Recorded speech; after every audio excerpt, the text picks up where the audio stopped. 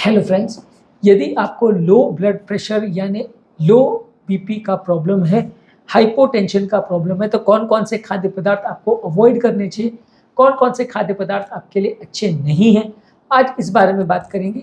ये सारे food products उन लोगों को अवॉइड करने चाहिए जिन लोग का भी ब्लड प्रेशर एटलीस्ट 100 या 90 से नीचे। कई लोग का रेगुलरली ऐसा देखा जाता है कि ब्लड प्रेशर लो होता है और कितना भी उनको नमक पानी या कितना भी उनको हम बीपी बढ़ाने वाली मेडिसिन या चीज़ें देते हैं, फिर भी उनको उतना फ़ायदा नहीं होता है। तो ये खाद्य पदार्थ कंट्रीब्यूट कर सकते हैं लो ब्लड प्रेशर में, तो इनको आपको अवॉइड करना चाहिए, इससे आपको फ़ायदा होगा। टॉपिक पर जाने से पहले जो लोग हमारे चैनल पर नए हैं उन्हें रिक्वेस्ट करूँगा कि चैनल को सब्सक्राइब करें, वीडियोज़ को लाइक और शेयर करें। जो भी चीज़ों में नमक कम है उसको आपको अवॉइड करना चाहिए। अगर आपको लो ब्लड प्रेशर का प्रॉब्लम है तो नमक आपके लिए फ़ायदेमंद है। आप अपने खाद्य पदार्थों में एक्स्ट्रा नमक डालिए, चाहे दाल सब्जी या कोई भी खाद्य पदार्थ आप ले रहे हो उसमें एक्स्ट्रा नमक डाल के लीजिए। टेस्ट के लिए भी आप ऊपर से भी नमक ले सकते हैं। जिस भी फॉर्म में अगर आप नमक को लेते हैं तो आपके ब्लड प्रेशर को बढ़ाने में मदद करता है। कोई भी खाद्य पदार्थ जिसमें नमक कम है उसको आपको अवॉइड करना चाहिए। कई लोग की आदत होती है कि लो ब्लड प्रेशर तो रहता है लेकिन घर के खाद्य पदार्थ बहुत ज़्यादा लो सॉल्ट में वो बनाते हैं, हमेशा से आदत होती है। जब आप उनको एडवाइस करते हो तो स्पेसिफिकली वो नमक की मात्रा को बढ़ाते हैं और फिर कुछ ही दिनों में ब्लड प्रेशर का प्रॉब्लम इम्प्रूवाइज हो जाता है। तो आप उसको टेस्ट में ही ला सकते हो कि आपको ज़्यादा नमक वाली चीज़ खानी है यदि आपको लो ब्लड प्रेशर का प्रॉब्लम है। कुछ घरों में इस तरह का भी प्रॉब्लम होता है कि एक दो पेशेंट ऐसे हैं जिनको हाई बीपी का प्रॉब्लम है, उनको देखा देखी पूरे परिवार में लो सॉल्ट का डाइट बनना चालू हो जाता है। कोई किसी के खाने में नमक नहीं डालता और फिर फाइनली एक दो परिवार के मेंबर्स होते हैं जिनका बीपी लो चलता रहता है क्योंकि सारे घर वाले ही फीका खाना खाना चालू कर देते हैं। तो ये भी एक बड़ा इशू है। ऐसे केस में आपको ये करना चाहिए कि खाना में नमक लास्ट में ही डालें। जिन लोगों का प्रॉब्लम हाई ब्लड प्रेशर का है उनके खाने में नमक कम डालें, जिन लोगों का प्रेशर लो रहता है, लो ब्लड प्रेशर का प्रॉब्लम है, उनको ज़्यादा नमक डाल के दें। तो ये आप लास्ट में डिसाइड कर सकते हैं। इसलिए अननेसेसरी उन लोगों को जिनका लो ब्लड प्रेशर है उनको फीका खाना नहीं खाना पड़ेगा और उनका लो ब्लड प्रेशर का प्रॉब्लम बढ़ेगा नहीं।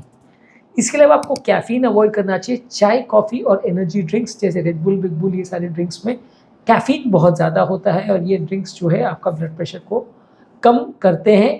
कैफ़ीन डायरेक्टली अगर थोड़ी देर के लिए लिया जाए तो ब्लड प्रेशर बढ़ाता है, लेकिन ज़्यादा मात्रा में अगर लिया जाए तो बॉडी का डिहाइड्रेशन करता है, शरीर का पानी को कम करता है और जो भी चीज़ शरीर के पानी को कम करती है वो अच्छा नहीं है। तो लो ब्लड प्रेशर वाले पेशेंट को बहुत ज़्यादा चाय, कॉफ़ी नहीं लेनी चाहिए, बहुत ज़्यादा स्ट्रॉन्ग चाय और कॉफ़ी नहीं लेनी चाहिए। इसके अलावा हाई फाइबर वाले फूड जो है जैसे साग सब्जी वगैरह है, होल ग्रेन्स है, ब्रांड सीरियल्स है, ये सारी चीज़ें आपका ब्लड प्रेशर को कम करती है, तो आपको इसको अवॉइड करना चाहिए। फाइबर वाली चीज़ें ओवरऑल हाई बीपी वाले पेशेंट्स के लिए तो अच्छी हैं, हार्ट पेशेंट्स के लिए अच्छी हैं, बीपी शुगर कोलेस्ट्रॉल के लिए पेशेंट्स के लिए अच्छी है, लेकिन अगर आपको लो बीपी का प्रॉब्लम है तो अच्छी नहीं है। वैसे लोगों को कंपेरेटिवली ऐसी चीज़ों को अवॉइड करना चाहिए या कम खाना चाहिए क्योंकि ये उल्टा ब्लड प्रेशर को कम करेगी, शरीर में नमक की एंट्री को थोड़ा कम करेगी। तो आपको अगर कोई ऐसा डिश बना भी रहे तो उसमें एक्स्ट्रा नमक डाल के बनाइए, लेकिन साग सब्जी वगैरह का इंटेक वैसे तो हेल्दी माना जाता है। लो बीपी वाले पेशेंट के लिए थोड़ा ये नुकसानदायक हो सकता है, ब्लड प्रेशर को थोड़ा और कम कर सकता है क्योंकि सारी चीज़ों में नेचुरली सॉल्ट बहुत कम होता है। हमने हाई सॉल्ट वाले फूड और लो सॉल्ट वाले फूड्स पर भी बात किया, तो ये भी प्रैक्टिकली वैसा ही है कि जो लो सॉल्ट वाले फूड्स हैं वो आपको थोड़ा सा अवॉइड करना चाहिए यदि आपका लो ब्लड प्रेशर है तो। इसके अलावा आपको एक बार में बहुत ज़्यादा मात्रा में खाना नहीं खाना चाहिए। यदि आप एक बार में बहुत ज़्यादा मात्रा में खाना खाते हैं तो उससे भी बॉडी का ब्लड प्रेशर ड्रॉप होता है क्योंकि बॉडी को बहुत सारा ब्लड जो है वो पेट की तरफ डाइवर्ट करना पड़ता है उसको डाइजेस्ट करने के लिए। तो जितने देर तक उस खाद्य पदार्थ का पाचन चलता रहता है आपका ब्लड प्रेशर लोअर रहता है। तो यदि आपको लो ब्लड प्रेशर का प्रॉब्लम है तो छोटे छोटे डिवाइडेड मील्स आप लें, एक बार में बहुत ज़्यादा खाना नहीं खाएं। इसके अलावा आपको अल्कोहल को अवॉइड करना चाहिए। जिन लोगों को भी लो ब्लड प्रेशर का प्रॉब्लम है उनको अल्कोहल अवॉइड करना चाहिए। अल्कोहल हालांकि ब्लड प्रेशर बढ़ाता भी है और कुछ केस में कम भी करता है। बहुत सीमित मात्रा में ले तो ब्लड प्रेशर बढ़ाता है, बहुत ज़्यादा मात्रा में लेंगे तो ब्लड प्रेशर कम करता है। तो इसलिए बहुत ज़्यादा जिनको लो ब्लड प्रेशर का प्रॉब्लम है उनको एक्सेसिव ब्लड प्रेशर कम करने वाला अल्कोहल नहीं लेना चाहिए।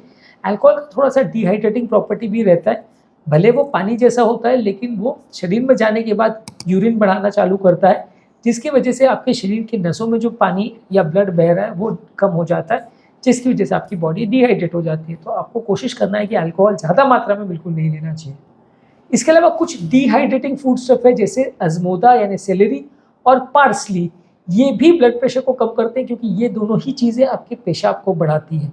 तो यदि आपको लो ब्लड प्रेशर का प्रॉब्लम है तो सेलेरी और पार्सली को आपको अवॉइड करना चाहिए। ये आपके शरीर को डिहाइड्रेट करती है, ब्लड प्रेशर को लोअर करती है, तो इन सारे खाद्य पदार्थों को आपको अवॉइड करना चाहिए। इसके अलावा ज़रूरी है कि आप खाने को स्किप ना करें। जिस तरह से ज़्यादा खाना लेना आपके लिए लो ब्लड प्रेशर का को लेके आता है, उसी तरह से खाने को लंबे समय तक स्किप करना भी अच्छा नहीं है। आपको बीच में थोड़े हेल्दी स्नैक्स वगैरह लेते रहना चाहिए। इससे भी आपका ब्लड शुगर लेवल्स स्टेबल रहता है और ब्लड प्रेशर लेवल्स भी स्टेबल रहता है। इसका मतलब ये है कि आपको शुगर और ब्लड प्रेशर का ज़्यादा फ्लक्चुएशन नहीं होने देना है। जब शुगर भी बहुत ज़्यादा बढ़ता है तो वो ब्लड प्रेशर को अफेक्ट करता है, जब शुगर बहुत कम होता है तो भी ब्लड प्रेशर को अफेक्ट करता है। ये फ्लक्चुएशंस आपको नहीं होने देना है। डिवाइडेड मील्स का पैटर्न जो है डायबिटिक, हाइपरटेंसिव, हर तरह के पेशेंट में बोला जाता है।